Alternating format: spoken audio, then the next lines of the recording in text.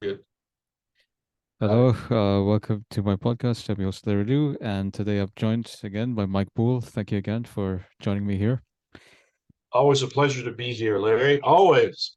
Yeah, so today we start with an interesting topic regarding quiet quitting, which um, just a little bit about the history of it. So first, a term. So it means that you stop going above and beyond at the workplace. It's this idea that especially a lot of young people think it's more important to have work-life balance and that shorter work weeks are more desirable. And if the work, for whatever reason, cannot be shortened because the employers, refuse to, then the only form of resistance is not to quit the job because that would result in poverty, destitution. That's not a viable option, but rather to dial back, the sort of hard work, and you work only as much as is needed to, complete the assignments, to not, get written up, to not get fired, but not, push out of the way to get a promotion or to do better at the job. And and the topic sort of became big over the last summer, I would say. So that's when the whole world was coming out of the pandemic, the lockdowns, and there were certain, you could say, semi-permanent changes that were happening in the workplace. A lot of the white-collar workers that used to only have in person now shifted increasingly to remote work, and the increasing amount of flexibility that workers now have, at least in the office work, was then converted into lifestyle changes. Like one example I think that I saw in the uh, one of the sources I looked at, is golf courses that would be used in the middle of the day instead of after 5 p.m. When regular office hour shifts would end. So basically, workers that are doing home office can now decide to block off a certain amount of time at home to complete the tasks, but then they can go do their own activities, even during the official office hours, 9 to 5. Um, and yeah, so it became viral. So at the tail end of the pandemic, when a lot of workers were able to reevaluate their uh, preferences regarding what kind of job they want to work in, and also the length of time that they want to spend towards it, or the efforts that they want to put into the work. And there was apparently a TikTok post that then sort of became viral, with like hashtags and everything. The idea of quiet quitting was being disseminated widely in social media, and then if it gets disseminated widely, it means that it hits a chord, right? It hits a nerve that a lot Yeah. of people were thinking along those lines, without necessarily having called it quiet quitting. Thus, now then there's a big question as to why this shift towards quiet quitting has been occurring. Um, and Yeah, I think that certainly the pandemic is only one factor, and I think there is a social and ecological crisis that the modern civilization, a contemporary civilization, is experiencing. That's to say, I would say that, I mean, if you think of the capitalism, right, the economic growth engine that gave us the wealth, the high standard of living that we're experiencing today, um, it feels like we are at the tail end of that specific developmental trajectory. And the reason why I'm saying this is because the internal stability of the capitalist economy is based on continuously rising economic growth and the promise of upward social mobility, right? The idea that you should have be as well off as your parents are at the very least, if not even better, And now there's so much status anxiety. There's a lot of shrinking middle class fears. Um, there is increasing competition for the top positions, like the top university slots, the top consulting, finance, technology jobs. And all of these positions are incredibly scarce. Yeah. The competition is greater than it's ever been. So the feared and actual downward social mobility is a problem, firstly, and then the ecological crisis is about extreme heating periods. We had very bad air in the northeast because of the Quebec fires, wildfires, because the land, the trees are very dry because there's an absence of moisture and rain in northern Canada. And that's just one example. I mean, we're going to see many more of those extreme Yeah. weather events. And all of that seems to suggest that the the the, the promissory note that the young people are trying to cash regarding improvements, upward social mobility, as well as a stable planet to live on, um, they don't yield the Same. benefits that were Yeah. promised, and therefore this questioning of you know uh, like working hard, it might be actually very much uh, justifiable among the young generation. Mhm. Um, Well, resistance to it, right?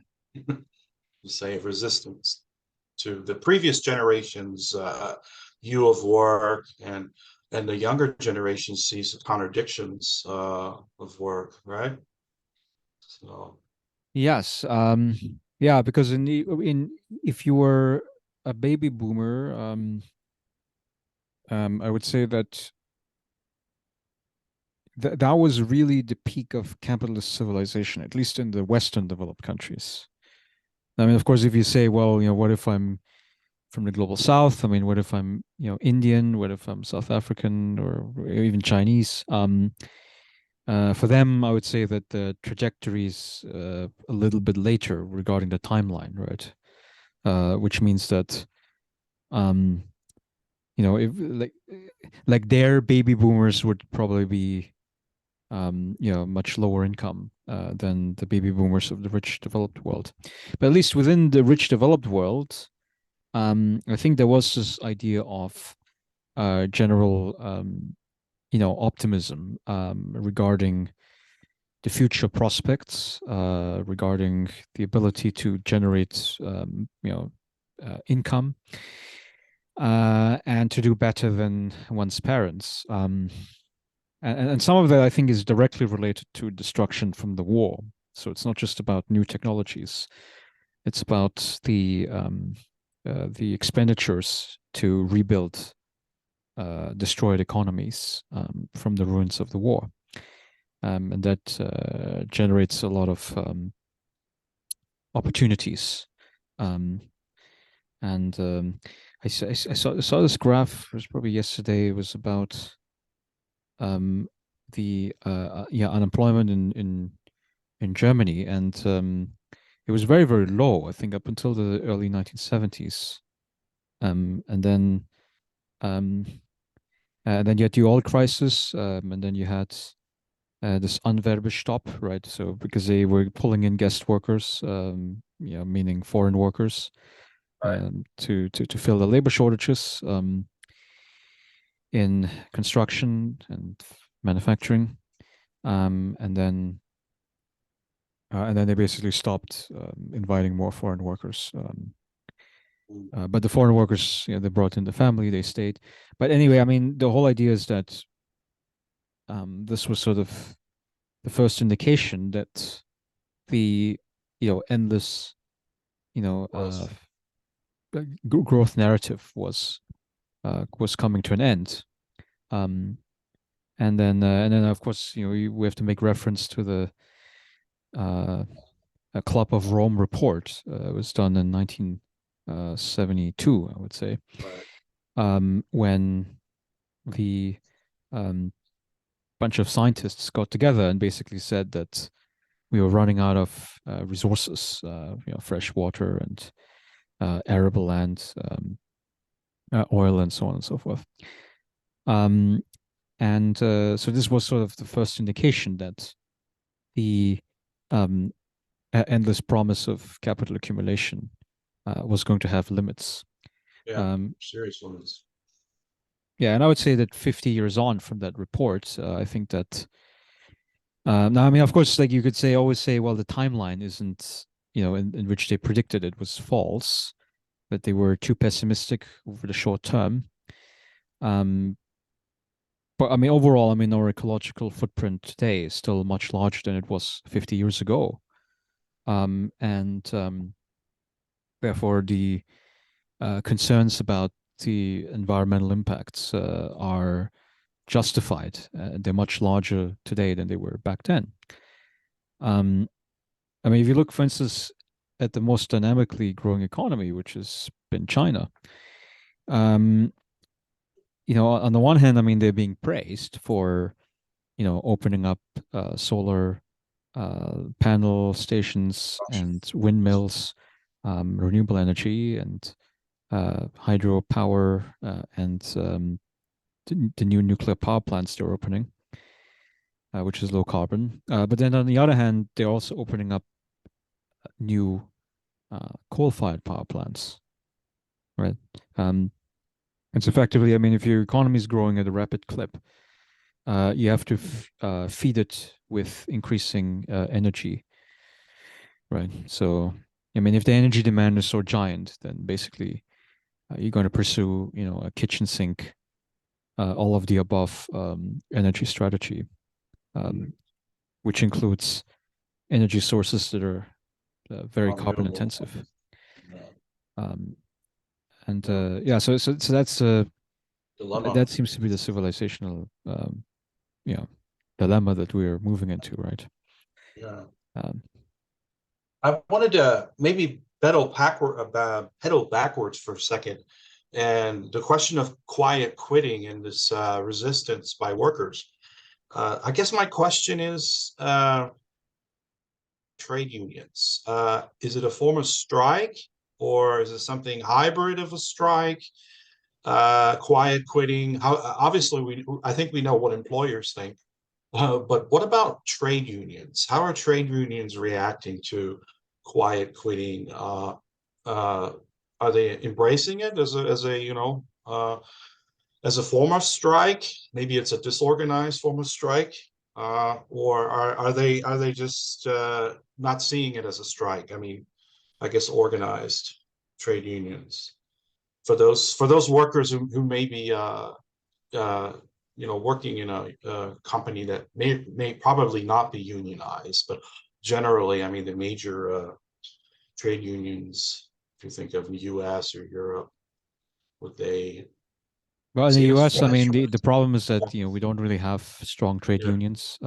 right, So we don't hear too much generally about unions. But I know in the European countries where the collective bargaining coverage is much broader, I think there is an active discussion about the shortening of work weeks. And there's a demand to have 32-hour work weeks instead of 40 hours. And it's very important to precisely define what full-time hours consist of, right? right. Because it's the full-time hours that will determine like certain tax status, and also the benefits that you're getting from the job. And the unions are very intent now to uh, cut the full-time equivalent hours to 32, with the assumption that the pay would increase by, let's say, 25%, um, per hour, which means that you're still getting the same take-home pay, but with less hours worked. And that kind of demand, which is, I mean, it's not exactly the same demand as the quiet quitting, because quiet quitting is like internal resistance. And basically, however many hours you're working, it's like I only give, you know, as much as is needed to So and stay so in a much job. output. Yeah.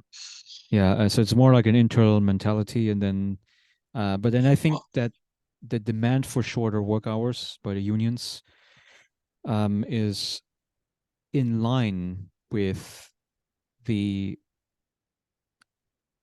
with the desires that the young workers are formulating, exactly. right? So why would you be quiet quitting? I mean, well, because you don't really enjoy the kind of work that you're doing.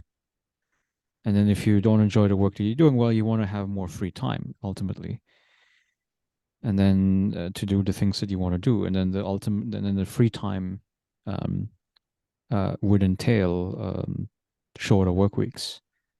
That's a demand that the union can fight for effectively. Um, with the quiet quitting, I'm not sure what the unions could do about it. But the unions, they have an interest for companies to be profitable.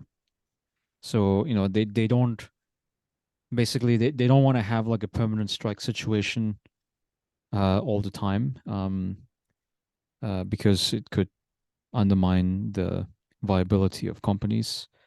And then of course, without a company, I mean, then your union is worthless, right? Right. Because you don't have a job. Um, Well, so if mm, yeah, I have maybe also another way to think about quiet quitting, is taking back agency, that workers have agency. And even though we have these powerful structures of, corporations or companies that represent the structure of our economy, that quiet quitting in another way is agency taken on behalf of workers to take back their labor power as perhaps a bargaining tool. And just to share something, I worked for 10 years in retail, where I worked in grocery stores. And quiet quitting wasn't quite termed. That wasn't a term we would use, but I worked in retail. And one of the things that workers did was they would stall work, or it's called milking the clock. It's a term, but the idea would be that they understood that they were only going to make this much per week, and the employers were always cutting their hours.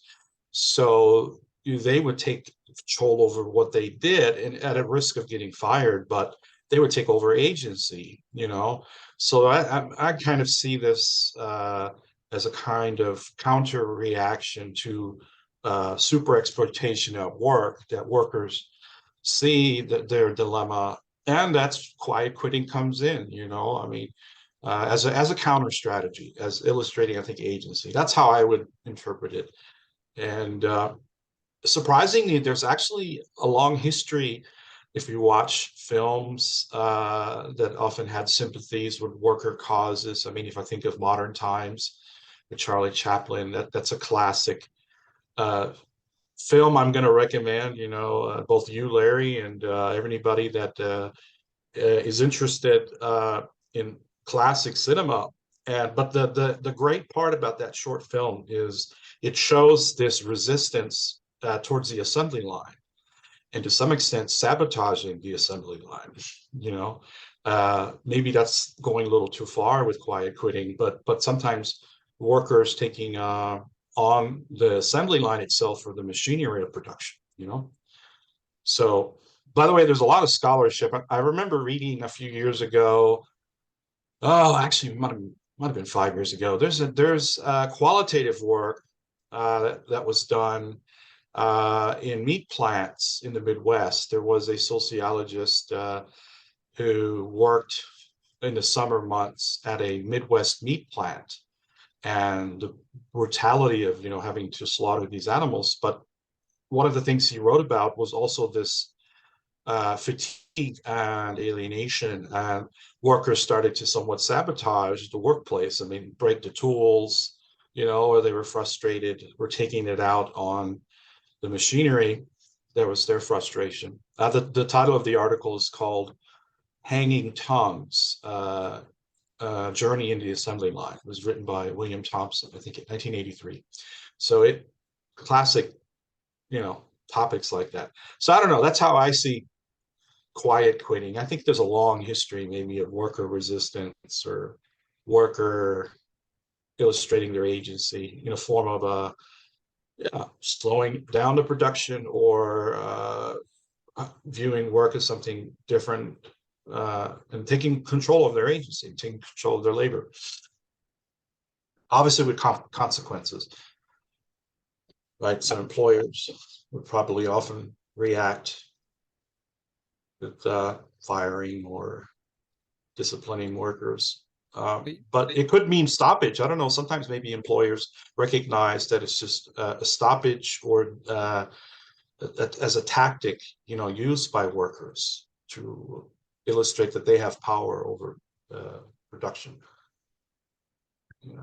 Yeah, I mean, so there's a contestation at the workplace, and I think that this is basically the most recent iteration of that, and I try to describe some of the motivations that potentially go into making such a decision. Um, I think there's a great degree of alienation that contemporary life involves. Um, and I think, yeah, it goes back to the fundamental conflict described by Marx, which is that as long as we have to serve the needs and the interests of capital, right? There's going to be pushback, right? Because I mean, and ultimately, you know, we we care about certain things, right? I mean, we care about autonomy, we care about material well-being, um, you know, and like taking care of your family and things like that. So, so those are the values that are the human values that we've always had. And then you have a system that comes on top of it, which basically argues that no, the first needs that you have to meet is the needs of capital, right? Because the capital owners, they can only employ you. They can only pay you money and wages and feed your basic necessities. If if you do enough to service the needs of capital. And right. So and now you have periods of oscillation, right? So you can have periods where um, the needs of both sides, the workers and the capitalists, can be met equally well. And and I think the social democratic period would probably be the main one to cite. Best illustration. Yeah. Yeah. Yeah, the social democratic. Some people call it the Keynesian period. Um, the embedded liberalism is another term, but it doesn't matter what term you're using. I mean, but there was a time when the worker interests and the capital interests were relatively balanced out. And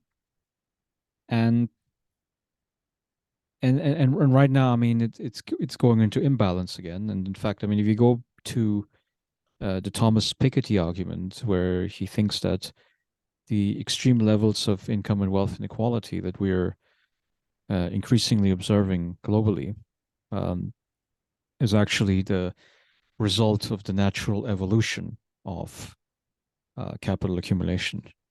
Um, and what he means by the natural evolution is basically that, so as long as the rate of return on capital is greater than economic growth itself, then the ability of the capital owners to become richer relative to the general population that doesn't own capital or owns very little capital, that gap is going to continue to increase, right? So, I mean, if you think about people so the very wealthy people who make almost no money from salaries and wages, they make almost all of their money from owning capital. So it's mostly real estate and shares in large companies. Or dividends, right? Yeah, dividends, which is same as the shares in large companies. Mhm. Um, you know that that sort of capital accumulates at a rate of 6 to 7% per year. If you calculate the long-term average of it, like 20th century, early 21st century, um, and the and then the rate of economic growth is about 2% in the rich developed countries. And I would say right now, well, I mean, in the beginning, so right after the reopening from COVID, so last year, I would say the growth rates were quite substantial. I think 3-4% in many countries, which was really about just recovering the losses that were incurred at the beginning of the pandemic. Like laying off the I don't know, hotel workers and the airline workers, right? Because people are not flying to other places, and those were partly restored, right? And actually, there's a lot of pent up demand, right? So people that wanted to go on cruise ships, but were not able to go during the pandemic, now they're sort of booking it, and so all these vacations. Like when I was back in Italy, I mean, it was crazy. I mean, like the amount of tourists that were going in and out of like the tourist locations in the big cities. Right. Um, so yeah, and yeah, so there's a lot of pent up demand. So obviously there's a lot of new economic activity, but if you abstract from that, I mean, the longer term development. I mean, if you look at the pandemic in the rearview mirror, after a couple of years, we're going to go back to the same long term trend, potentially. Of very low economic growth, and then the inequality is going to increase. Um, the asterisk, however, is unless AI makes everything different, right? I mean, if AI actually opens the door to automate white collar work, which is a lot of the new employment, um, especially like the intellectual, cognitive jobs. If we're moving in that direction, then well, then there is a possibility for massive increases in productivity, economic growth, and so forth. Um, with the big question whether there's going to be enough redistribution, right? Because so far, I mean, we say, well, we're going to redistribute, but only if you find a new job, right? So, if there's a job that's never been done before, right? Like yoga instructor or something. Learning about this AI taking off, do you think there's a possibility that there's also potential lots of speculation in that field, like for people that may try to purchase certain stocks and the bubble will grow and uh, I mean, I'm just asking, you think there's also a possibility of financial speculation in this new sector if it grows as fast as we think it grows from the standpoint of people investing or over speculating, or especially the software companies. I think there's a few that are kind of monopolizing on this. And I'm curious if you have any background or any read anything on that. I was reading a few things in the investor like articles, but it was like this is a new thing and put your money in it and stuff like that. So by for people that are speculation, you investing. mean bubble, right? So basically, Potential, like, uh, that, like they potentially all invest in this particular stock that supposedly there's an AI, profiting, and everybody kind of goes with the bandwagon, uh, so I wonder, it's just if you heard anything or read anything about that in your literature that you read, or yeah. if So it has. the trouble that we had recently was the FTX scandal, where it was about cryptocurrency. So what happened, I guess a couple of years ago, was there were a bunch of like libertarian investors, philosophers sort of got together and they were really upset about the basically cheap money policies that a lot of central banks were engaged in, which to some extent, I mean, wasn't avoidable, right, within the logic of the system. Like they had to have, loose money policies, they had to have low interest rate policies for many years, in order to um, basically make the massive amounts of debts that were owed by governments and by the private sector, make these debts not go bust, right? So you have to make sure that the liquidity was kept high in the system, right? So that people can repay their loans. And so that was the idea of the cheap money policy. Now, the libertarians, they got together, especially the investors who were very skeptical about central banks and fiat currencies. And they were the biggest promoters of the Bitcoin as a currency. Um, Now, Bitcoin is very cumbersome to produce, which means that like there's a so-called ledger. So it's like a financial ledger where you have to do Bitcoin mining. So if I mean, effectively, what it is you have people that have these giant computer servers that make a lot of like computations. And then if you make those enough of these computations, then um, it produces the Bitcoin, the currency, right? That then supposedly becomes fungible. And then the promise about monetary stability, which they could give in comparison to the fiat currencies of governments, was that because it was so cumbersome to produce the Bitcoin, the quantity of money supplied would always be low, so that the price stability would be guaranteed in the Bitcoin world. Now this sounds very good. Now the problem is that there were other people that were operating within the cryptocurrency field, um, outside of the sort of vanilla version, which is the bitcoins, um, and they were similarly promising, um, monetary stability based on their version of cryptocurrency. And FTX was just one among them. Um, and it ended up being a complete fraud. Yeah. Because so the owner of FTX, Sam Bankman-Fried, um, was basically raising money from investors, um, and then letting it be managed by a shell company that was run by his girlfriend. Mm. So, um, and Yeah. and it all looked quite legit, but really it was grifting. I mean, it was basically you take the money, you take so I guess it's dollars mostly, right, from investors, and then you just pocket it. I mean, Yeah. there wasn't this sort of grand idea about we're going to create this crypto coin that's going to preserve the value of your investment for the long term. Yeah, it was just a pure grift. Mhm. Um, and Yeah, so that's why it's very interesting because you don't hear that much about cryptocurrency activity nowadays. Um, Yeah.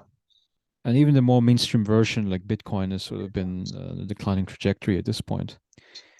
Uh, So It's out of the newspapers. Yeah, that's true. yeah, the Very major much. problem is always trust, right?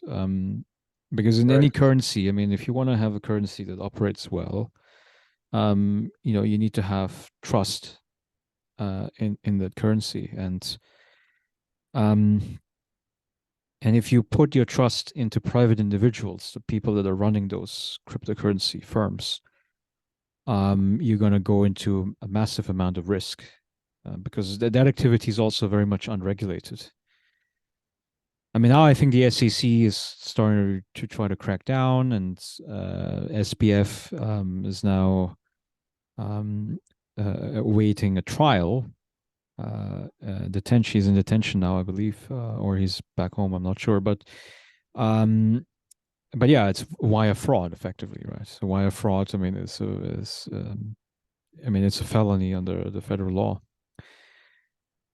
Speaking of risk and precaution do you think there's enough precaution taken with AI, or you think we or most people understand the risk, but maybe there's not enough precaution, taken, or we don't know exactly what direction AI may go, or it may be, everybody's embracing it, or there are some, doomsday sayers, critics. But I don't know what you think. Do you think there is potential risk, obviously, for AI and employment?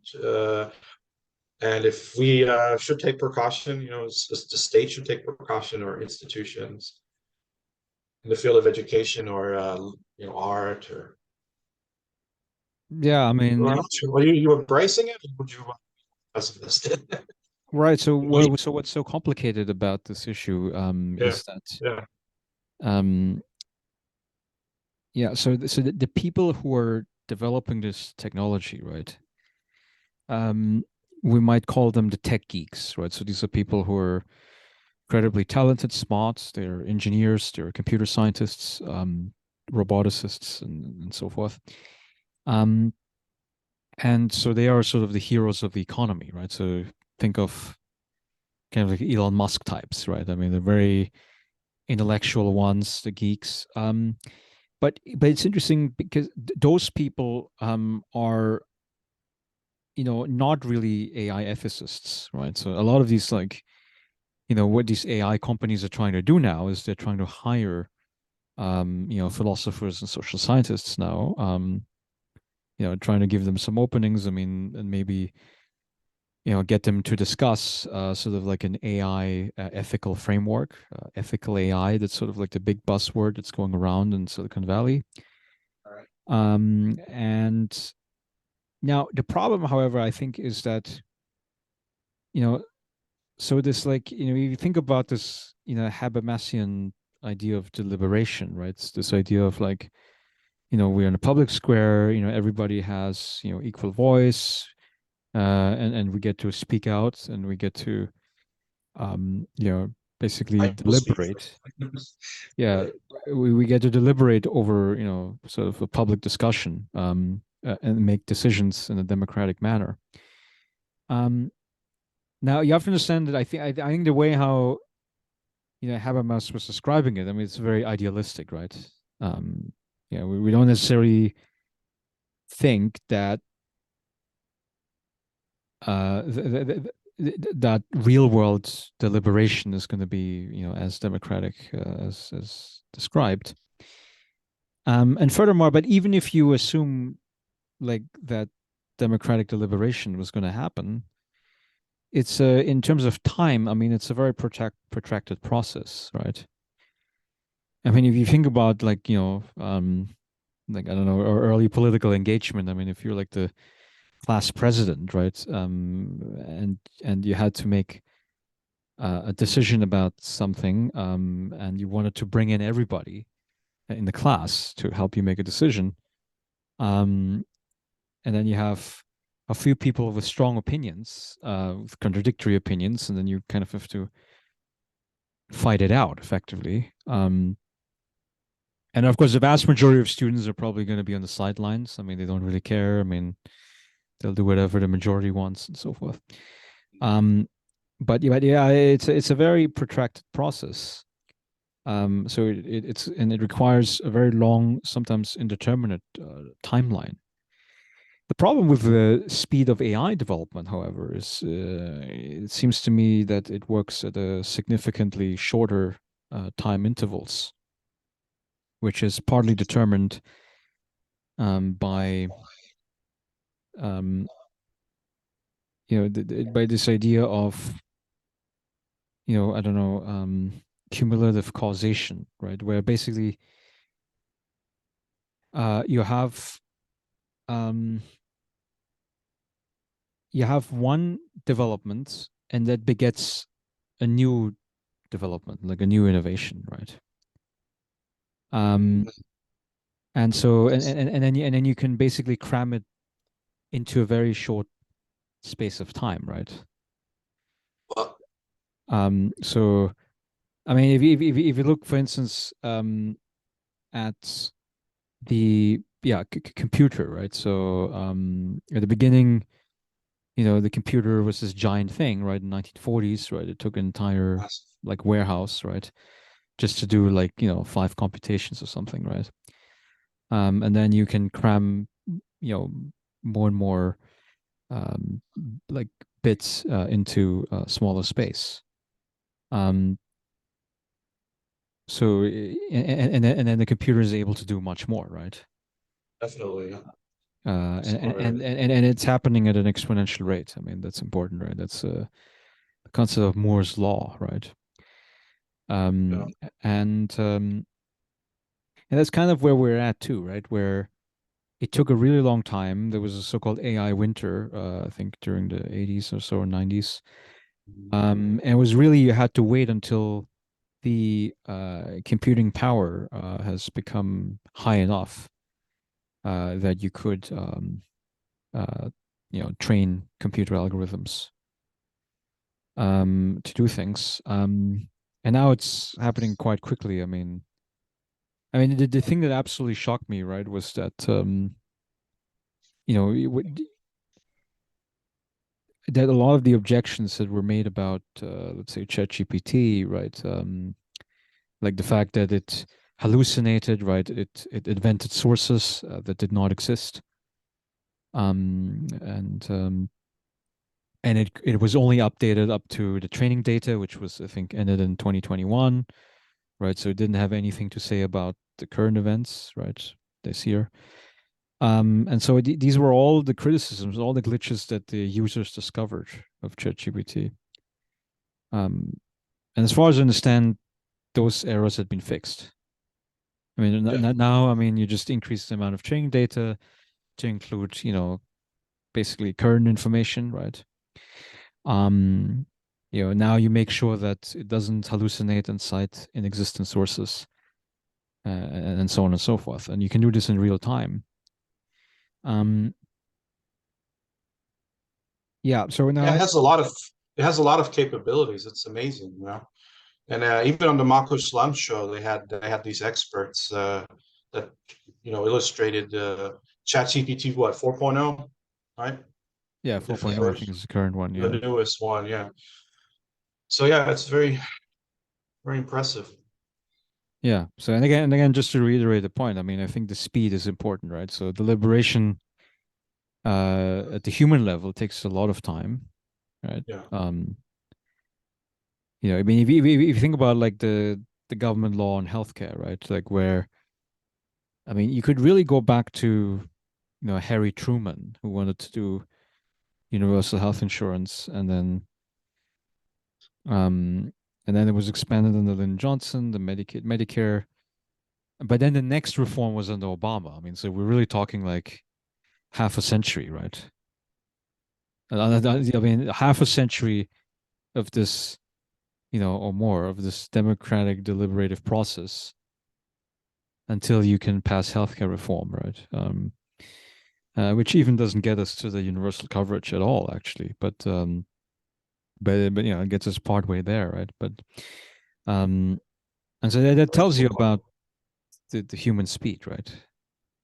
The and then versus the technology speed is much faster, right? So um, And that's very concerning. I mean, and but the reality is, I mean, there's no other choice, right? I mean, what you're going to have to do as a lawmaker and as an AI ethicist, is to basically, try to stay on top of it.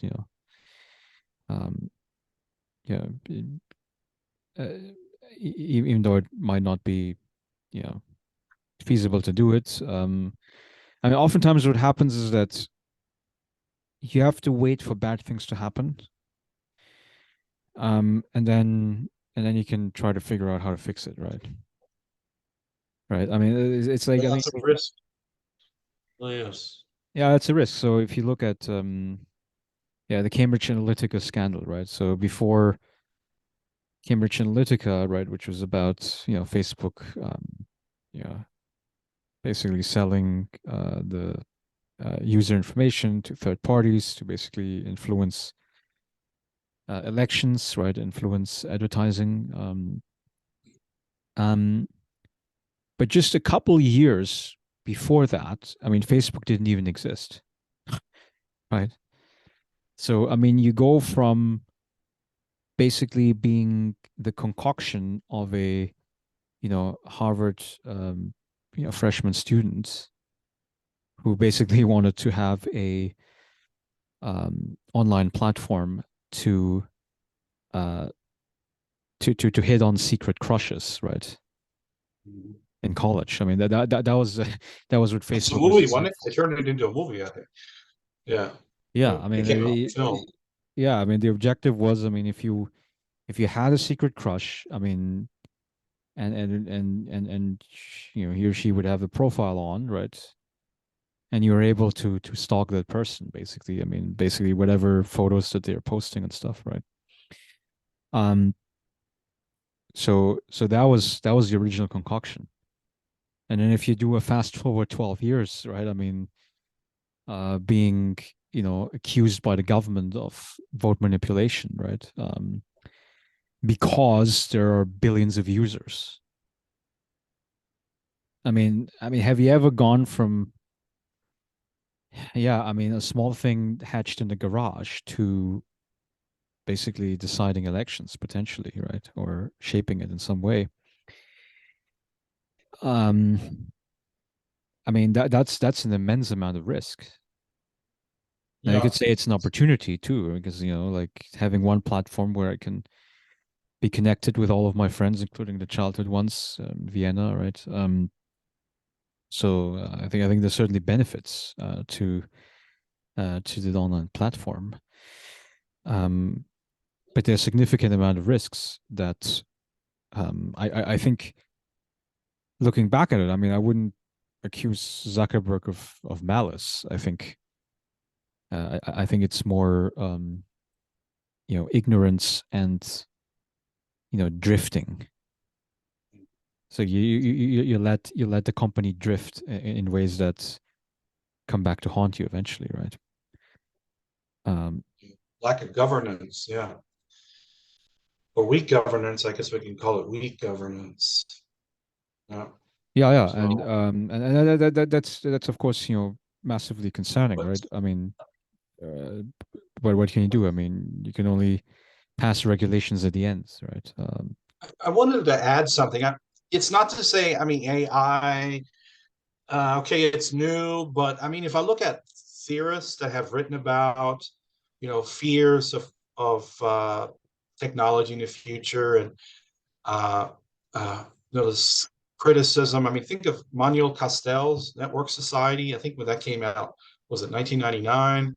There's also this concern about a hyper information age. Of course, he never predicted, things like AI in his book when he wrote it, but this, computer kind of information based information being more dominant. But even a good mentor of mine back in the late 80s, he wrote a book. His name was Ben Agger. He wrote a book called Fast Capitalism, where he kind of, from this critical perspective, he thought that society was going too fast and technology was invading more and more our private spaces. But but I think there were always in the field of sociology, great theorists that kind of predicted things. And now when we look back at their works, we're like, maybe they got some things right, or maybe but from a standpoint of getting the grand narrative, I think they got it. I'm thinking I'm going to have to start reading Manuel Castel again, and definitely Ben Agger's stuff. But I'm sure there's many other thinkers out there that have written on it, written from a different perspective, right? Uh, Yeah, so I mean, you got it. Looking that's at it as as a societal problem, a technology becoming more faster, quicker, infiltrating all sorts of different spaces, and right. Surprisingly, I mean, Ulrich Beck. I mean, when I read his World Risk Society, he didn't really. He went more into ecological risk, but not really.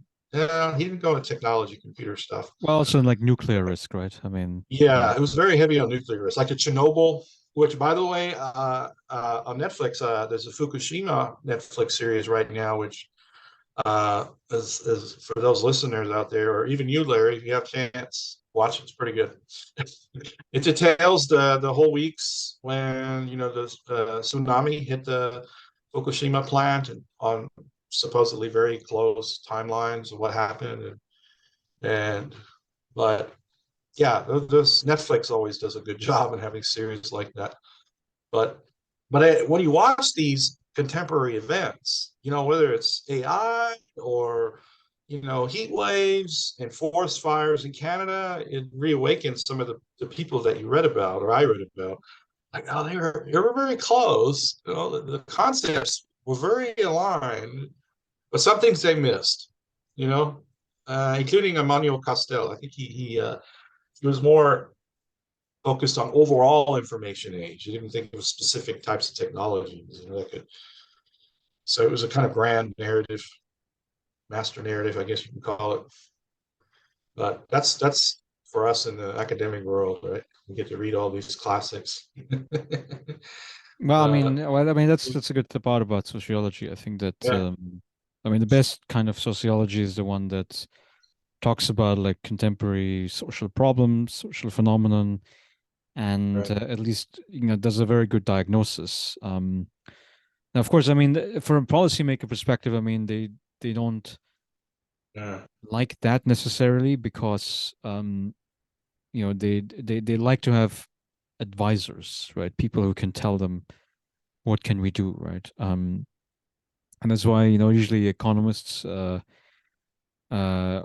more involved in public policy discourse because at least like the neat economic models that they're suggesting offer some yeah. practicable Expertise, yeah expertise. yeah a practical government intervention, right? I mean, it's either government intervention or like laissez-faire ideology or something like that, but at least it has some like the theories have actionable output, while I think that if you read the social theories, it's not actionable. I mean, a lot of it is just it makes us think about the problem and it makes us, tear our hair out, right? If we're really, Yeah, yeah, we're really sensitive about it. yeah, yeah. But it doesn't really, you know, offer a way out. I mean, but that's why I mean, well, there are people I know in Northwestern University, Monica Prasad. I mean, she works on like problem solving sociology, and she invites sociologists to be more engaged in public policy discussions. And yeah, and I think one area that um, we try to be more engaged in the public policy realm is like universal basic income, right? I mean, this is one policy Yeah. um, that we think has it's a practical element, right? I mean, it's actionable. Now you have to do economic calculations, obviously, about costs and taxes and things like that. But but it is quite actionable, I think, about a lot of problems in Yeah. society.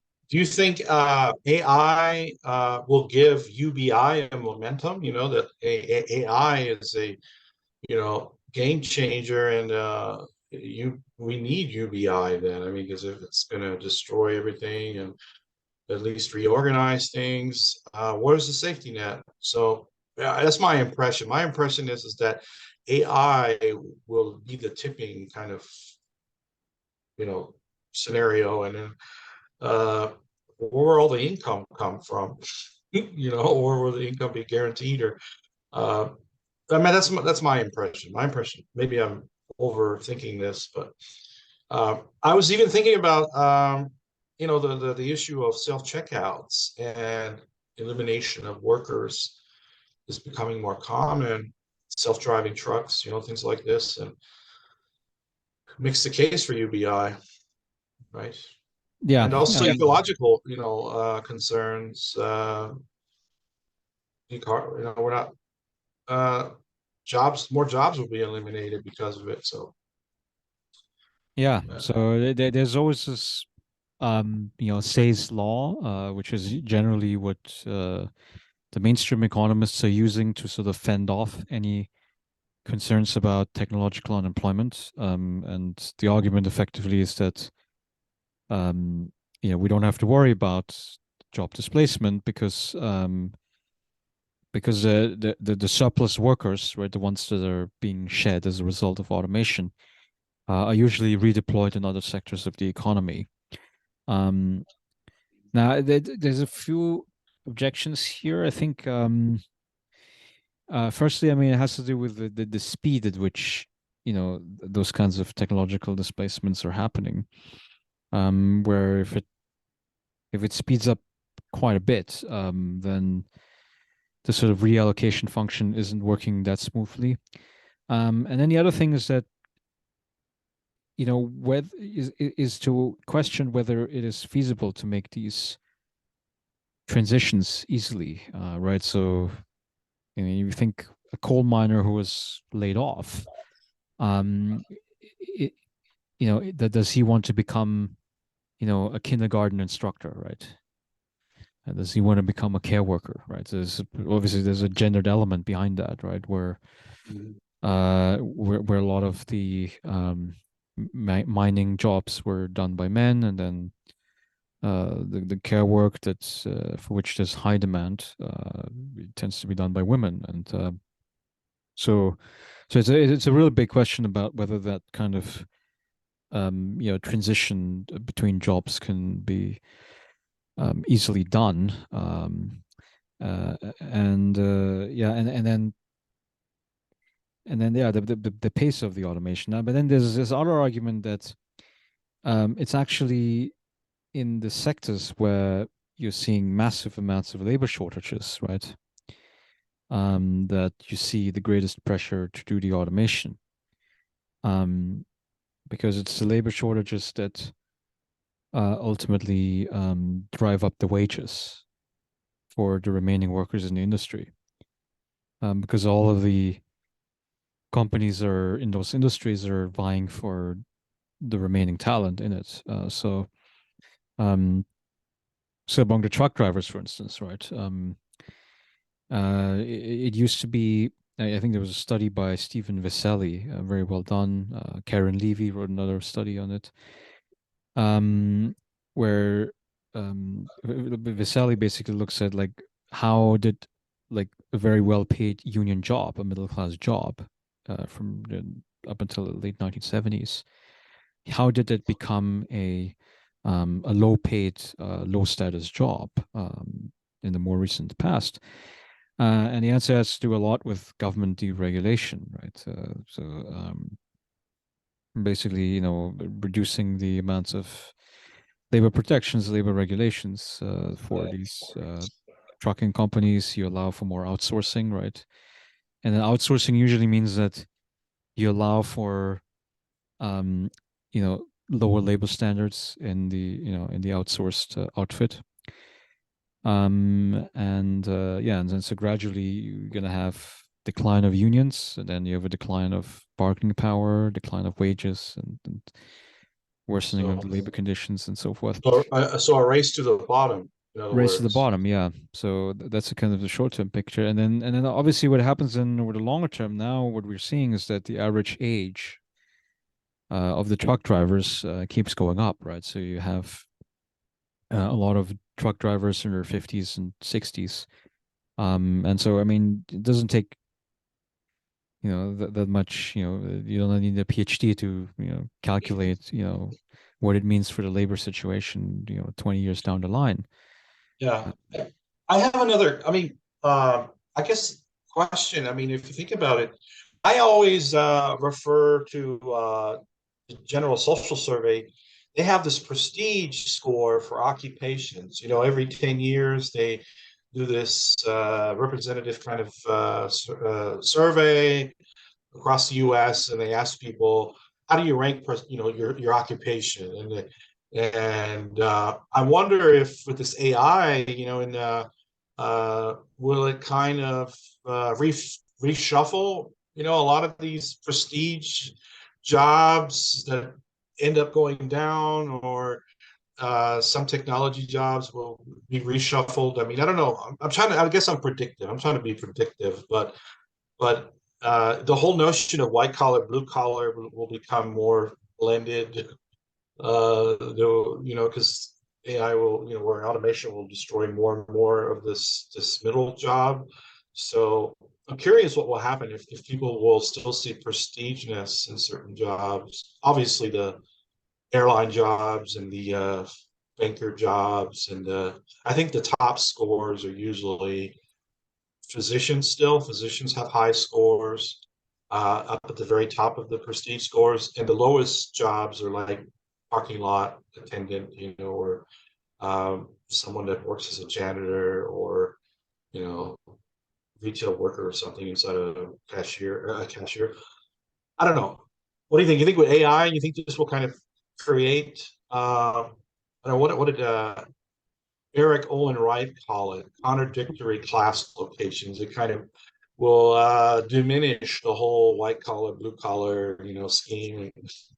People, That's certainly a possibility. I mean, yeah, but for me, I think, yeah, um, so the way how I understand, human beings, human organizations, I mean, there's always going to be hierarchy, right?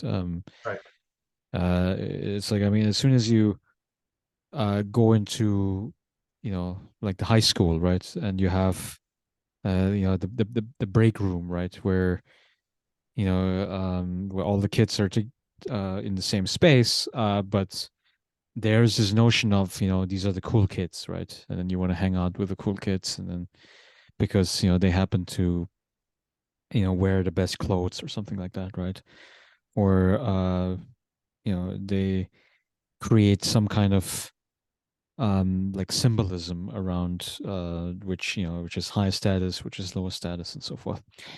um and I think that schoolyard example really seems to show that this idea of hierarchy is sort of deeply embedded in the human psychology, in the human brain, which means that I expect that, even with the reshuffling of the labor market, that there's going to be there's going to be a retention of those status hierarchies, even if it gets reshuffled. And I'd still think that. So there was a book about it's a critique of the meritocratic system yeah, by Michael Sandel. He's the Harvard philosopher, and he's very much critical of um, basically the idea that you are high status, you're worth more in terms of salary, in terms of social status and recognition and power, if you went to college, right? And so he calls it, I think, the tyranny of merit, right? mhm. And then the Title, problem, title. yeah, and so the problem with the tyranny, yeah, why is it the tyranny?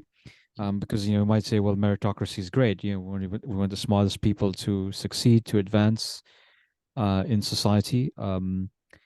It kind of makes sense to some extent because if you have the most talented people, in the important positions, then it brings society forward, right? You can have more economic progress, you have more innovation, you have more technologies, blah blah blah. Now, the problem is that so so he talks about like hubris and humiliation, basically, right? Really two psychological states of mind that the people who have those college degrees and have the high status occupations, they have a sense of hubris, right? Which means that they feel like they're above the average population and they deserve to be at the top. They deserve to spit down, basically. Um, and the people that don't have these college degrees, um, they feel humiliated.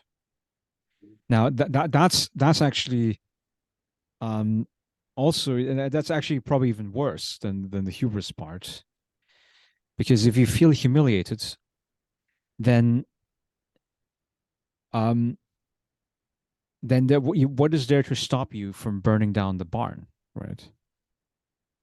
Now, if you think about like, I mean, like what is people's interpretation of January 6th, right? Now, of course, I mean, if you're more educated, right? I mean, if you're like a talking head at MSNBC, if you're a Democratic Party operative or whatever, I mean, or New York Times or something like that, I mean, you might say, well, this is terrible. We are undermining democracy and the rule of law and so forth. Mhm. Um, which is true, right? I mean, this can't be completely denied in the face of it. Um, but then there are people, we might call them the humiliated class, Really, yeah. right? So basically, the people who feel like that they've been, disrespected, that they've been, mistreated in some manner. Um, they are the ones that say, well, this is righteous indignity. We want to, take our country back, right? As a sort of whatever talking points that President Trump was giving out.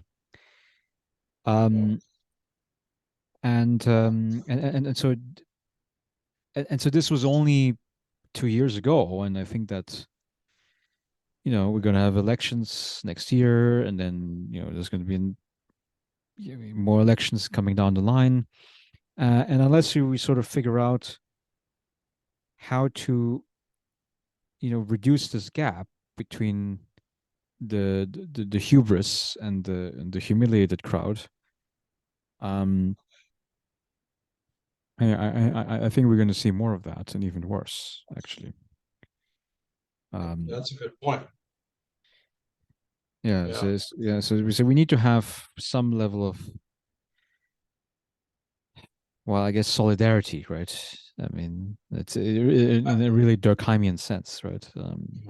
Are you optimistic about the younger generations that they won't take it anymore, but maybe the previous generations took it too much? I mean, didn't resist, and this younger generation, especially if I'm thinking of the news channel I was watching, Marcus Lantz, and there were younger activists that often seem to be more resistant, or uh, want workers to resist. You think that's a pattern among younger generations, that they're less conforming, than previous generations were more conforming and were less resistant and just accepted status quo, and now with there's hope in the younger generation that they were more likely to strike, or more likely to resist certain kind of work relationships, especially capital social relations that are you know brutal sometimes. I mean, what I mean. Is there optimism? Should we be optimistic about younger generations?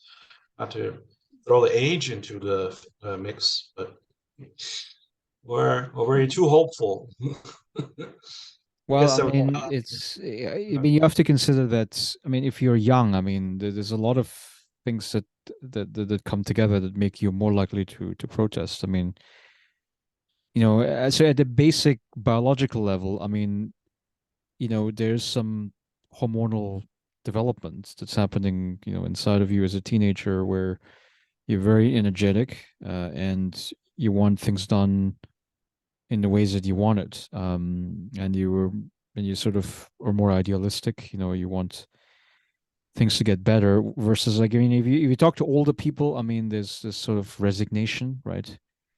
Where it's like, okay, I know that all the politicians are corrupt, they're not serving me, and so forth. But there's sort of there's not an action plan, right? It's sort of like I just want to complain about the system and then go about my day, basically. And for young people, I think they're not jaded, so they kind of they want to maintain the idealism, um, and and ultimately, I mean, they feel like they have the greatest stake in improving contemporary society. I mean, imagine like if you're 85 years old, you have several chronic conditions, you've just been diagnosed with, stage 3, pancreatic cancer or something like that, right? Um, Chances are you're not going to care that much about climate change. I mean, maybe, I mean, intellectually you might, but it's like, oh, I read about it still, whatever, as long as you're alive. But you're kind of like, I don't have much to live anyway, and I wish my grandchildren, great grandchildren, best of luck to fix it. Um, but I'm not getting rid of my combustion engine. yeah, yeah, but I mean, Something like that, right? but it's not something that I have to deal with myself. Yeah, Now, if you're a young person, then you said demographers have this term remaining life expectancy, right? right. Which Okay. is basically the time that you have until you die, basically, right? Um, and of course, your RLE is going to be much longer, if you're a young person. So there's an incredible amount of fear where it's like, you can definitely sense it. I mean, if you listen to these climate activists, Yeah. all of them Gen Z activists, they're younger than both of us, right? Let's take Generation. You hear them in Germany? I don't know how big they are in Austria. The last generation. The last generation, yeah, yeah, yeah. It's Yeah, that's what they happening. call themselves, the last generation. Yeah, yeah, it's definitely happening. I mean, we definitely see those environmental activists, Yeah, and they're gluing themselves in the street, um, right. and and they make a very fair point, right? Where it's like the benefits of civilization are eluding them, right? Because I mean, there's no civilization if the planet becomes a desert, right? I Mhm. mean, there's basically, I mean, if you look at the desert region, right? Like it's, like North Africa, basically, Sahara Desert. I mean, there's almost no people that's living there, right? Yeah, And I mean, if you have expanding desertification, I mean, that means that the space for humanity is going to shrink, right? definitely. Yeah. So I mean, there's such a great degree of fear. Some of it is justifiable. Water scarcity issues. Yeah, Yeah, and so the young activists, I think they absolutely talk sense. I mean, especially regarding the climate, and regarding the quiet quitting, I mean, yeah. uh, yeah, it's like this quiet rebellion. I think, it's, I mean, it's interesting because like the early Marxists, they thought, well, the workers will take over. It's going to be revolution. We overthrow the bourgeoisie. Um, and I mean, it feels like, I mean, that sort of proletarian revolution prediction, I think, is probably one of the, how should I say, worst social science predictions that we've had. Because there just isn't the evidence for a genuine proletarian revolution. I mean, if you think of the cases of the successful introduction of a communist government, which is Soviet Union, China, Yugoslavia, Cuba, North Korea, right? Venezuela. I mean, all these places. It seems to me that it was done based on, you know, a coalition between the peasantry, which were numerous back then. So it's not the industrial workers; it's the peasantry, and the and you could say the counter elite, right? So I mean, if you think of it, so the elite would be the current king, right? The current governments, the governors, the bishops, The the state, yeah. clerics, right? Yeah. So the established elites, and then you have the counter elite, the anti-establishment elite. Like people like Lenin, right? So Lenin was a lawyer, right, by background. I believe that Fidel Castro, I think he studied law, right? Um, and Mao Zedong, I'm not sure what his background is, but maybe he was a peasant himself. But in any case, Yeah. but yeah, so these were people that were trained in sort of bourgeois traditions, but they sort of got enamored with the Marxist ideas, and that's how it Well, don't happens. forget, yeah. Well, don't forget the story of Friedrich Engels. He was the son of a industrial factory owner in England, and he joins forces with Marx. So yeah, sometimes there's sympathy among the capitalist class, to abandon their class origins and seek a different, life trajectory. I'm speaking of Friedrich Engels. Yeah, yeah, Engels. Yeah, yeah, yeah. Everybody His knows that family's one. from Wuppertal, right? Yeah, but he was the son of a factory owner in England, which is surprising. He wasn't like a lower class person, and then he ends up collaborating with Marx to write the manifesto and write other things. So I always thought that was interesting. Um, Yeah, yeah. So that's generally how this idea of social revolution is gonna originate from. And but it's usually not the proletariat that usually wants to take over. I mean, usually what happens is you have the formation of trade unions, and trade unions are very conservative in a way, right?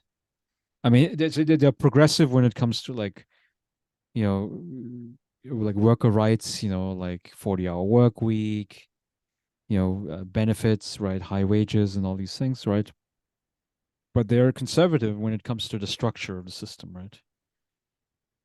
Because the trade unions, they want to make sure that the company is profitable, right? Because only in this way they can make sure that they keep their jobs, right? And then if you keep yeah. your job, then you can keep the union dues going, right? So that's a very is I call it structurally conservative, right? It's a very structurally conservative outlook. Good Um, wording. That's a good word. Yeah, good wording. yeah, yeah. Yeah. And that's yeah. So, but in any case, I mean, but what I find very interesting, I mean, so you recall the Chris Hedges used to make this argument about the decline of the progressive liberal institutions, right, which includes the labor unions, the liberal press, right, the um, the universities, just the professions in general, right? The Democratic Party, right? So a lot of these, institutions that you know uh, that used to perform like very progressive functions, have actually become, uh, you know, well, I mean, it's either they became sidelined, right? So in the case of unions, that's basically what happened, right? Um, or they have transformed to become neoliberal, right? So the Democratic Party under Bill Clinton, right, and everything that came after that, right? That's a good example. Um, Have and to climb. Basically, have to climb. Is that what the argument is? Yeah. Have yeah, shrunk those inside. How similar is that to the? You remember Purdue had this left hand versus the right hand as a state metaphor he often used, Pierre Bourdieu, where he was describing that the state historically also was divided between the left and the right, and there was often now a shift more towards the right. The right took over social institutions or ministries within the state that historically were to the left, and so I wonder, I don't know if that fits in there, that there are certain institutions or certain ministries, departments, if you want to call them, within the state itself, the state apparatus, that there's not a balance between the left and the right, like whether it's the defense or judiciary, or human services or, immigration department, stuff like that, or uh, Right. So I what don't he know, right? means So, is, so there's yeah, the left hand of the state is the nurturing institutions, right? right. So it's about the social affairs ministry, like the welfare benefits, the education system, the healthcare system. And then the right hand of the state is, Military. Yeah. yeah, the military, the security apparatus, right? It's more about control and punishment. Yeah. Um, and it seems to me that so he observes that over the course of the basically late 20th century, we're seeing an increasing shift away from the left hand and in favor of the right hand of the state. And actually, if you look at Bourdieu's student, Loic Yeah. Wacquant, that's Yeah. his most UC successful. Berkeley, right? He's in Still at Berkeley, UC Berkeley. yeah. Yeah. Um, and uh, and his thesis was about the the rise of the prison industrial complex, right? The whole focus. And the idea is that it's precisely that. I mean, the decline of the left hand and then the rise of the right hand of the state, where it's an interesting twist, right? Because the simple narrative about neoliberalism is that it's about anti-state, right? Mhm. And actually, I mean, if you look at like intellectual left-wing writers, like Loic Wacquant, who says that, well, actually, it's not about anti-state. I mean, it's only anti-state for the left hand. I mean, for the people's actual needs. But when it comes to the right hand, I mean, it's very much pro-state, right? Yeah. Neoliberalism is very much pro-state. And in fact, I mean, if you look at the most successful application historically of neoliberalism, it's not the United States. It was Chile, Yeah. when the CIA came in and they overthrew the democratically elected leader, right, Salvador Allende. Yeah. Uh, Pinochet.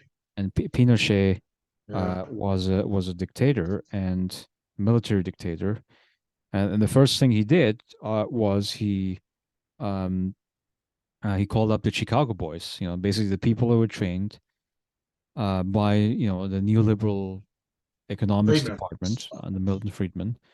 Mhm. And those were the guys that were running the finance ministry and the central bank, and they reorganized the social security system to basically make it a fully privatized pension scheme, right? And now I think they're trying to shift a little bit more back to the like a social democratic contributory pension model, but it's quite a difficult transition to make, right? Right. Um, by any case, I mean, so actually, I mean, neoliberalism actually thrives much better under authoritarian, System. Yeah. political configurations. Yeah. Because I mean, because see, the problem is that neoliberalism is not popular. I mean, like if you really think about it, right? Mhm. I mean, because I mean, if I say to you, your wages and your pension is to go down by 30%. I mean, and Yeah. then the profits have to go up by 20%. I mean, Yeah. I think there's going to be a lot of pushback, right? That people are going to have, right? Um, and that's why I mean I find it very interesting. So when I was back in Vienna, we had this fiasco with the party leadership in the Social Democratic Party. The mix Um, up with the election and yeah, they mix Andy up Bubble, Andy Babel. yeah, got reinstated, right? He's the chairman now, right? SPU. He's a chairman of the Social Democratic Party in Austria, and it's very interesting. I mean, like you should watch like the whole speech, right? So the whole speech by Babler, and then the whole speech by Doskozil. That's the other guy who's a Burgenland governor. Um, and Babler was the one who like gave a very flaming oratory, like in favor of the welfare state, in favor of higher taxes on rich people, in favor of like shorter work weeks, and so the whole kind of like progressive agenda, basically progressive economic agenda. So really full on Bernie Sanders, Elizabeth Warren, right?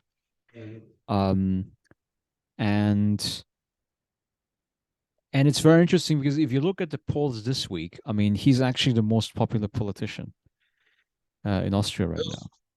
Yeah.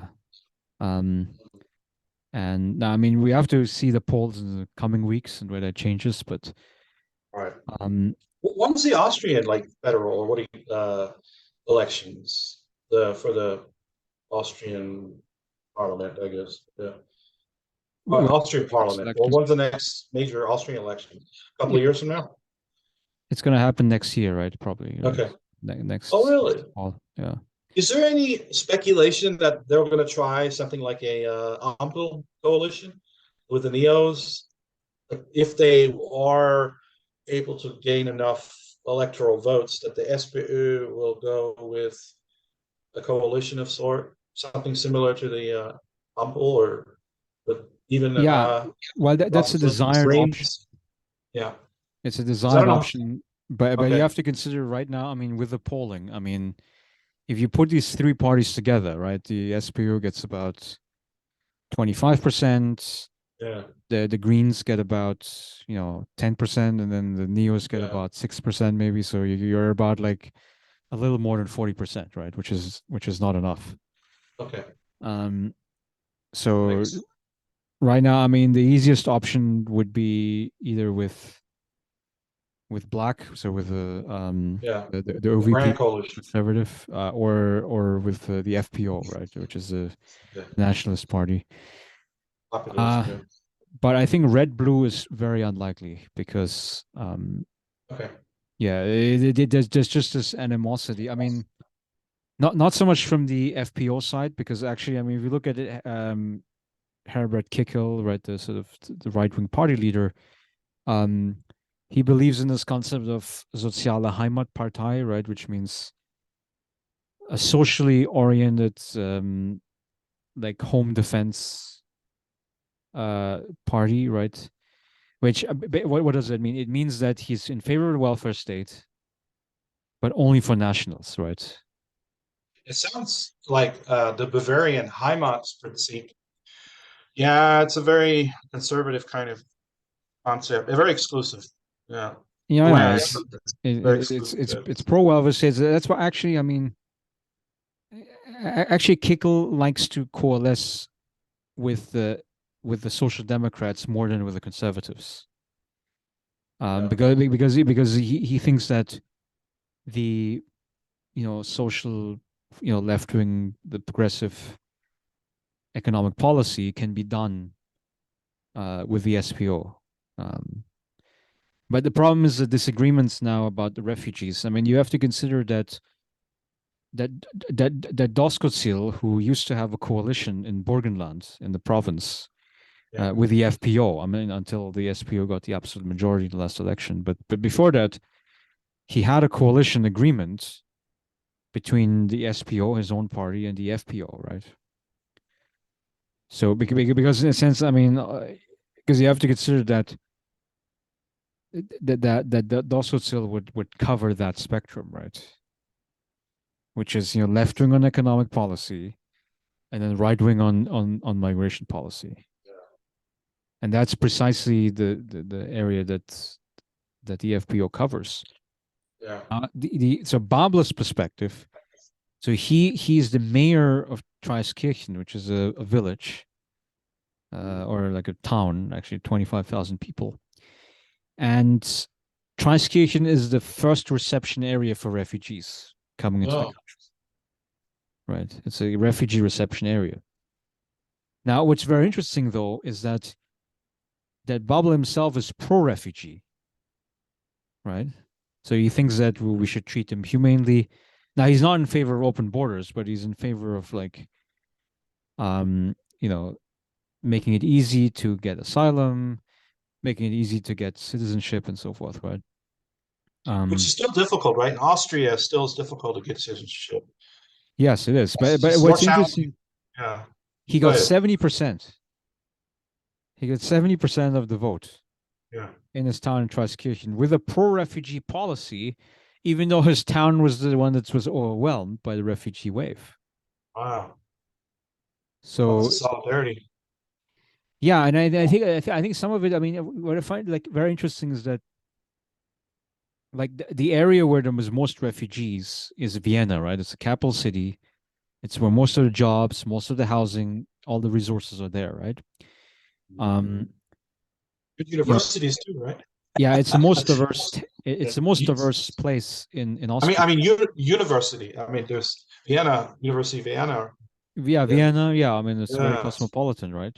Yeah. And so that's a town where the FPO. I mean, they're gaining some votes, but they're never able to go above a threshold, right? I mean, the SPO always has more than 40%, and then the Neos have about 10%, and then the Greens have about 15%. So you're always going to have a majority left of center, right? Hmm. In Vienna, even though Right. that's where most of the immigrants are, which suggests to you that there's something about contact theory, which I think Oh is yeah, contact theory. I know. contact theory, right? So where basically if you have the domestic citizens and then you have the immigrants living together, there's going to be you know some synergy there, right? Yeah. Wasn't Park that Chicago? Was it Chicago sociology? But also Bogardus. Bogardus had the social distance Yeah, contact. there's somebody in Chicago school. I don't know exactly Yeah. who it was, Oh, but that's good. No, that's good. That's good. Makes sense. yeah, because I mean, if you look at like you know AFD, right? Yeah. AFD, I mean, it's in Germany, the right wing nationalist party. They're doing very well in East Germany. In East, so the East Germans, I mean, they used to have this idea that Die Linke, right, the left party, would sort of be the party that would care for them, right? And so that's why, I mean, it was always CDU. It was either CDU, which was not part of the Bloc Party, right? Because SED was a merger of communists, social democrats, and other left wing groups. Um, so that's why the CDU has a strong profile. And then historically, the left party, the Linke, had a high profile. And then the Social Democrats were a little bit weaker. I mean, except in Brandenburg. Um, yeah, right. So that was the East German political party spectrum. And then when the AfD came in, they basically pushed out the Linke, right? Yeah. So now basically you And the have Greens, I think, in some cases, in East Germany, well, overtook them, or overtook I them. think the Greens are doing better in the West. Yeah. They're doing Yeah. very well in Berlin. Yeah. I think both West and East to some extent. And then they're doing very well in Baden-Württemberg in the southwest. They have had the minister president position for the last decade or so. Um, Richmond. yeah, but, That's but his name. but it's interesting. Baden-Württemberg. I mean, actually, it's a very conservative province. Yeah. And actually, I mean, if you listen to Kretschmann, I mean, the Green minister president, I mean, I think he could get away with being CDU member, right? Yeah, You know, he's conservative green. Yeah. he's He's he's very conservative, right? I very mean, cautious. He doesn't always make left wing statements. He kind of is in the center, I guess. He's careful when he says things. Yeah, yeah. That's I why mean, people criticize him. That's why people. He's actually one of those critic. He was critical of the last generation and like some things they did. So yeah, he's more. Yeah, he's kind of. I think he's in his 70s too, or maybe 80s. He's yeah. That's yeah, not bad. I'm just saying it's quite old for a minister president. You know, yeah, but he's a little bit older now.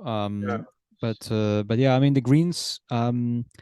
Right now the Greens are struggling because in the polls, along with all of the ample parties, yeah, because there's this idea that so the main problem is the inflation problem. I mean, this is really a general global problem, and if the inflation is high, the standard of living goes down, people are going to blame the government. And yeah, then the thing is that, I mean, and then people are connecting the energy inflation with the Ukraine war, right? And all of the coalition parties, they're basically saying, well, we have to back Ukraine because because if Russia takes over, then we're going to be next, right? yeah, So the geopolitical argument that the government rightfully is making is that you have to support the Ukrainian side, but then the problem is that if you support Ukraine, then the war is going to drag out, and if the war drags out, then the energy inflation will be high. And actually, I mean, if you look at certain companies, I saw this headline about BioNTech, which was opening a plant. Was it in North America or something like that? It was either Canada or US or something, right? mhm, yeah, Um, and then BASF, which is one of the big chemical producers, I think they are also either considering or they've already started investments in North America. I mean, the entire economic model, I think, of Germany is going to be in peril. Now, I mean, if they find a way to find cheap gas, right? If they find a way to get cheap energy resources, I think things will go back to the way they were. But it doesn't look like it, right? yeah. Doesn't Uh, look like it. yeah. So right now, I mean, I think there's some migratory trends. I think to its you know to its areas which have cheaper sources of energy. Um, and yeah, and that puts a lot of fear in the spine of the voters. I mean, they're kind of like, well, okay, the government isn't doing what we want them to do. And then the other thing is that because it's a Green Party like Robert Harbeck, I mean, he's absolutely committed on the low carbon future, right? So he's Yes. basically saying that like the reforms that he's doing right now is the ones that has to go really fast because the previous governments didn't do them, right, because we had grand coalition government for what's that, Long time. yeah, for a long time now. I mean, basically since Merkel started. um and um and only now he's like, okay, now he's the energy minister, and now he wants to do really fast, right? He wants to do more solar panels, more windmills, Yeah. um and then also the heat pumps. Yeah, that's Um, very debated, and you saw it on the talk shows how the heat pumps are just used as a kind of political warfare. Habeck is sort of being blamed for it, but I mean, he's just trying to do something to encourage decarbonization. But like you saw it in excuse me, Markus Schultz, Lanz. Lance, not Schultz. Oh, I was thinking Lance. Yeah, it's very highly debated, and there's a clear divide that you can tell in the Bundestag. I mean, I watched some of the latest speeches that the conservatives are really going after the specific issue of, this law that was passed with the Ampel that it foresees the prospect of new homes that you will have to put in a environmentally friendly kind of heating system. And so what's happening is there's a lot of toxic kind of debating going on, and obviously the populist right is kind of igniting a fire. They're calling it a Heizungsideologie. It's a real, you can really tell it's a real uh, combative kind of debating going on between different sides, and consequently, yeah, it's hurting the Green partner, the Green Party, because they made that step, the initial step that they want to Yeah, I mean the pursue AFD that. position, I mean, is populist in the truest kind, right? I mean, because the truest sort. Um, the big topic, and during the pandemic was the vaccine mandate, right? Where they were like, well, okay, we don't want any of that vaccine mandate because of the vaccine injuries, right? So that was a big Yeah. topic back then. Now kind Um, of died down. Now they're switching to the heating topic. yeah, well, now COVID is not an issue anymore, at least not Yeah. like policy. And so now it's about the heating concern, where their idea as well, it's about individual autonomy, it's about freedom, right? And they're basically denying the severity of climate change ultimately, Yeah. because you have to deny its severity in order to say that we don't have to do anything, right? Regarding heating, for instance, right? But I mean, heating is only like a very specific application. I mean, there's also this idea of like we're gonna have to do more public transportation, right? So there's an idea of like a policy of subsidizing train rides, Yeah. um, like I think they have the basically 49 capping the euro price. pass. They're going to pass. I think they already passed that. Very subsidized. I'm sorry to interrupt you. Yeah, yeah, I mean, yes, subsidized Yeah. trains. I mean, that's I think another big policy, and I think it makes sense. But then the way, I mean, if you're like FDP or if you're AFD, you're probably like, well, are we basically destroying the car industry, right? Because I mean, like especially the FDP, right? I mean, is very much pro car industry, right? That's the reason why they kept on going on about the e-fuels, right? Oh, I Um, remember that. I which wonder is where not that. very well developed. I wonder where that went. It must have. Remember they were. They were actually going to make it, but I don't know if it's feasible at all, or how expensive it will be to make it. Yeah, I mean, it Yeah. doesn't seem feasible at this point. Yeah. And but they wanted to, hold on to that, program, because they want to keep the status quo going for as long as possible. Um, and uh, and the Greens are sort of the ones that are the most progressive on this one. I think they are like, well, okay, we can't keep the way of life the same. And then anybody who wants to change things, I mean, Hammered. you're gonna get the anger, you're gonna get the Yeah. criticism. Um, because there's always this tendency of like, well, maybe the things that we're doing right now, the status quo is bad, but at least we know what it is. And so preserving the status quo is always the easier position, right? Politically. Um, but in terms of sustainability, it's the worst option, right? Yeah. Larry, I just try to make comparisons, between like German environmental progress and I look at the US and yeah, there's Tesla, there's electrification, there's more at least trains in metropolitan areas, and even where you're at, I think you got trains, right? You got public transit. But yeah, we're so far behind in the US. It's just ridiculous. And you look at European cities the infrastructure for public transit that they built after World War II is just going to benefit them greatly. But I mean, the progress, in the U.S., is slow. It's just so slow. Even here in Texas, the development of trains is only really limited to DFW, and we have light transit trains, but we don't have anything compared to long rail. Uh, there's like an Amtrak line, but it's barely kind of used.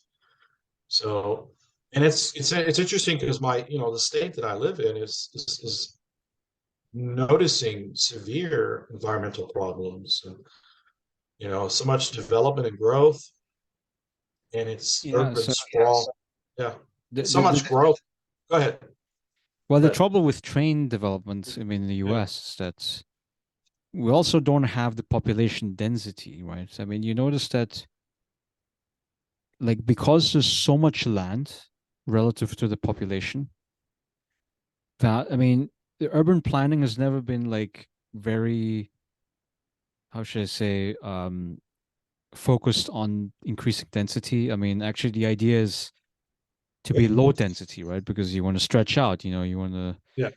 do not be on top of each other, like there's a few exceptions, obviously, like downtown Manhattan or whatever. I mean, there's a few areas where the concentration is happening, but in most places in the country, I mean, it's very much pushing in the Right direction out. of decentralization and spreading out, and then the economics is going to be very difficult, right? Of trains, where Yeah. basically, like, let's say if you build like inner city trains, so not the light commuter rails, like the intercity trains, the high speed rail that connects different cities with each other. The problem is, like, if you have an enormous amount of sprawl in your city, like, where are you going to put the central train station? Okay, you're going to put it smack in the middle of geographically of the whole city, but how are you going to travel to that central stop, right? Like you're probably going to have to drive there, so then you're going to have to create these big parking garages and stuff because people Well, live, further out, right? in defense, here in the Dallas Fort Worth area, we have what's called DART, and they have parking spaces for commuters, and it is various lines that crisscross just different suburbs, but it does not reach outside of suburbs. And in mostly affluent neighborhoods, that's where the access is. So there's limited access to poor neighborhoods. So that also, there's always been disparity of who gets access to public transit, at least in Texas, And there's many cities that opted out of this DART plan decades and decades ago, which ironically they're the ones that are hurting now because they have too much traffic and there's not enough highways you can build to absorb all this traffic, including North Texas, excuse me, McKinney area, and so that's where uh, it's for them. I think it will become a necessity. They will have to think of something else besides cars. Just no way you can put so many cars, and it's an economic growth, you know, question of like there's only so much trucks you can bring into a city, and there's only so much traffic. And then you have this heat problem. The pavement gets extremely hot, And there's no and green space, right? yeah, no green space, and it's a real risk. It's a real, I would say, death zones, death zones. Well, the reason why I call them death zones is that it gets really hot. There's lots of accidents. It's difficult to maintain the highways, the roads. I've talked about this in previous podcasts where I personally got into, several serious wrecks. I mean, just driving over stuff because it is so much emphasis is on cars, and everybody needs it to go to work. And all this traffic is massive.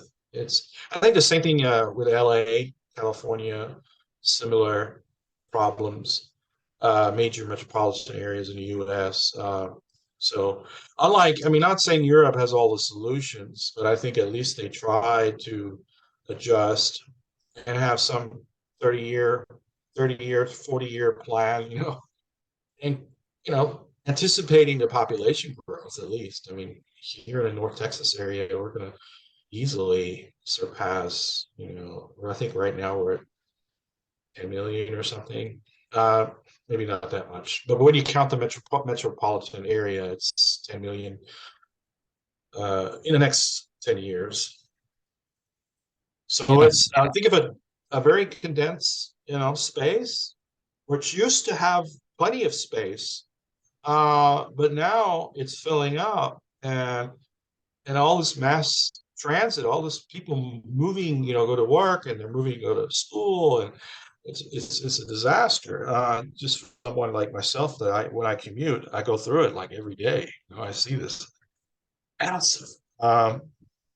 And of course, it's just a band-aid, at least to have some bus lines, to have some train options, to move all those people into the cities and move them back out if they live in the suburbs. It's just an ecological disaster. I mean, if they do not do something besides cars, all that fuel waste. Think of all the fuel that's wasted in 1 hour traffic, people going in and people going out, and all this yeah. emission. The secret Yeah, is you have to increase the population density. I mean, I always go back to that issue, right? yeah, okay, yeah. So there would have to be some change in the zoning law No, where definitely, yeah.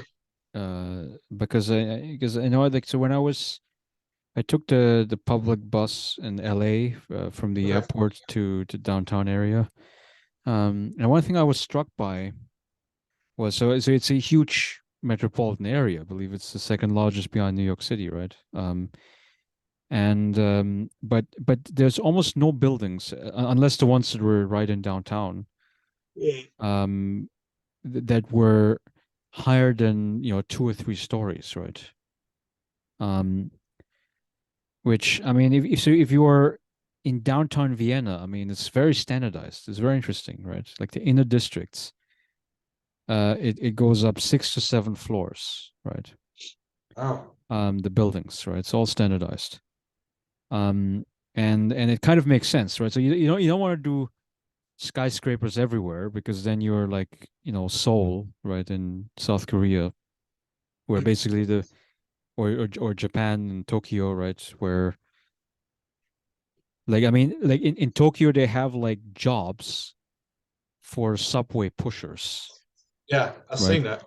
Right. So these are people who are standing in the subway stops during rush hour, and the trains are coming like every 2 minutes, right? I mean, it's not like there's no trains coming, but during rush hour, every 2 minutes, trains coming. The door is closing. It cannot close if people are blocking the doorway because there's so many people inside the train, right? So the subway pushers, their only job is to squeeze the people in the door into the train. And I mean, that's terrible too, right? I mean, that's way too much population density. Now in Japan it's difficult because I mean, even though Japan looks like it's a big island, but actually it's a mountainous islands, right? Where basically, I mean, I don't know what percent, but probably about 20% of the island is flat land where you can actually do agriculture and build settlements and stuff. Um, so people kind of have to live in cramped spaces, but in the U.S., where it's like it's very much the opposite extreme, right? Where we we don't have those land constraints, and because of that, the zoning laws are favoring sprawl, basically, right? Because it's people's desire. I want to have my own lawn. I want to have my own house, which is detached from my neighbors, right? It's not part of my next, close to my neighbor's house. There's Um, actually a book I read, which I'm going to recommend. bourgeois utopias, and it's based on suburban kind of development, suburbs, viewed as, the cornerstone of the American dream, and indeed, I mean, there's a whole entire real estate industry that develops and builds and expands. Even to this day, here in DFW area, there's all sorts of development of these master plan communities that really are suburb development. These are high dollar homes. They're not by any way working class homes. They're up to $300,000 easily. Some places are $1 million. So they're being built rapidly. But here's the kicker. Uh, we don't have enough water. So there's water scarcity problems. And I don't know if they're thinking about it yet. Where this water is going to come from, um, unless they've just, really recycle it really well. Can you imagine, though, a place like Texas with so much heat? I mean, we are limited with water resources. We do have a lot of lakes, but if you have industry, if you have residential demand, if you have business demand, it starts to go away. And then you got climate change. So it's a serious problem. So I worry about this all the time. Um, as a person that lives here, I hope they consider it. Yeah, I Uh, mean it's a big challenge. I mean, how do you mm, uh so what is the best way forward in terms of urban planning, urban policy? And I would say, yeah, yeah, I always go back to that. I mean, it's always about increasing population density, and then you can make, and then it's much easier to design infrastructure, especially surrounding trains, right? Because you have the density, people can actually, there's enough people who's going to take the train, right? mhm, Um, and then it becomes economic, and then planners will actually want to build those trains. Um, yeah. I mean, Reverse the course. Yeah, yeah, I mean, like the highest density place in Europe is probably the Netherlands. And in the Netherlands, I mean, so they have good trains. So I've been riding on them. And they also have, bike lanes everywhere. Which again, I mean, it's made possible by, enough population density. It makes sense to build these things. And they went away from this model of like hard. car-centric culture, right? Because they used to also have like up until the 80s, 90s, they used to have these highways, right? 3 lanes on each side and stuff. And there's sections that where they they just replaced that with with Likewise. walking space and bicycling lanes and so forth. Yeah. Um, and Even work that's bicycles, right? Those cargo bicycles that are very popular, even in Denmark, where you can literally, put your groceries in the front. Right. Yeah, Or and you can also take. you see like, parents with small children, like they have like this extra cart in the back Yeah. that they tow the child in. Um, yeah, I mean that's sort of, yeah, an interesting model of urban living, which I think Yeah.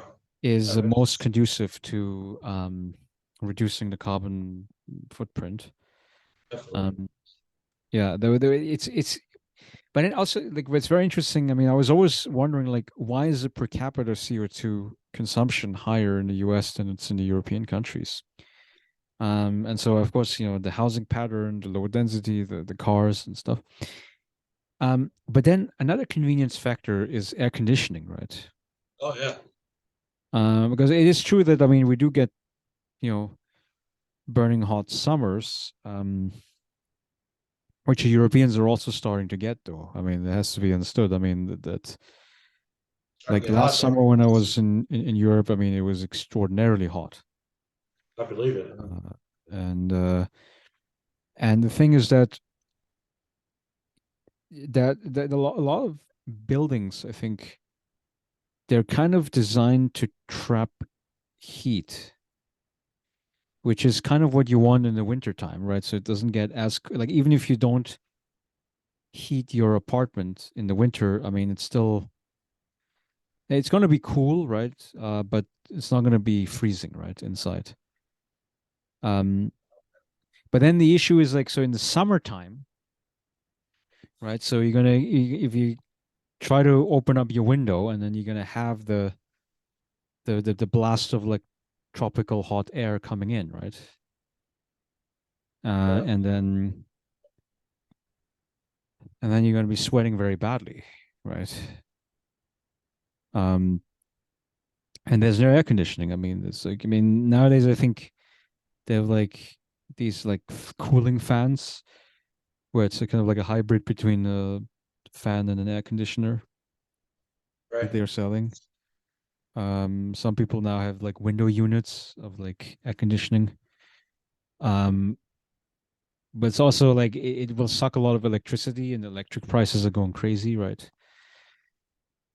So it's still not very common.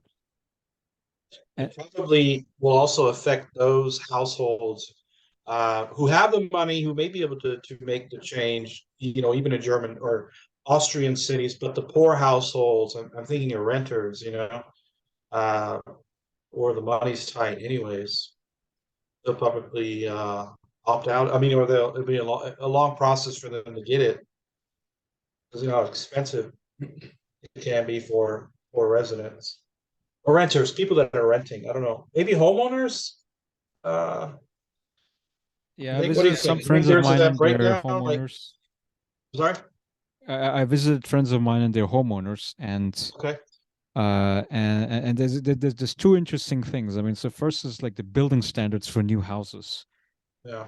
are so it has the heat insulation. Um, but then also like if you have the shades in the summer, so you block out the sunlight, Yeah. and so that's supposed to be like a natural cooling, right? Um, and then also you have the window units with the air conditioning. Mm. And then the electricity is like it's also standard nowadays for the new houses to put up the solar panels, right? Yeah.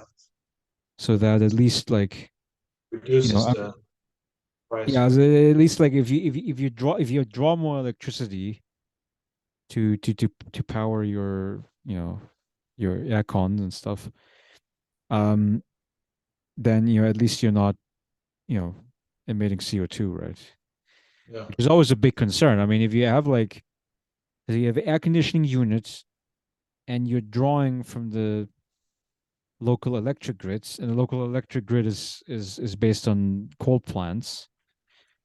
I mean, you can already see where the problem is, right? That's uh, Yeah. carbon emissions, right? Yeah. Uh, Defeats where- the purpose. Yeah. yeah, where the thing is, then it gets warmer, right? The more CO2 it gets warmer, you have to crank up the AC even more, right? And Yeah. It's a dilemma. yeah, so yeah, I mean, but then you see that's the thing. I mean, I've lived because I've been in the U.S. for what 15 years now, and it's like whenever I go to Europe in the summer, I mean, it's like, well, it's the wrong time to go. I mean, um, Yeah. because at least in the US, I mean, I know that like that you can spend most of your time indoors, with the air conditioning unit, right? And you're probably going to be fine, right? It's like, oh yeah, it's just another summer day. And then like during the half hour that you go out for jogging or grocery shopping or things like that, it's like you can tolerate that the heat, right? Um, Not here in Texas. It might be 30 minutes and then you got to go back inside or go really late at night. Yeah, it gets really hot. I think we hit 100-degree yesterday, 100 degrees. 100 with heat index, it might have been 110. So yeah, wow, Texas bakes. It likes to bake in the summer. it's baking there. I mean, Yeah, it's very you're pleasant still over here in okay. the Northeast now. Interestingly, I mean, Yeah, it's very pleasant so over here. I mean, that's we, good. we we're like in the 70s right Oh now. wow, that's a dream. Yeah, Perfect. that's a dream. Yeah, yeah. And actually, like Okay, I mean, like because I always go like before bedtime, I always go for like a short walk, like that's around good. midnight. And I actually like you know, like if I walk really fast and I just go out like this, but if I walk slowly, I have to still put on a jacket, right? Yeah, Yeah, I got it. it does get cooler down there. All right. Okay, so yeah, we'll call the conversation to an end. Then thank Yeah, you very yeah. It much, was good Mike, talking to you, Larry. for coming on. Yeah.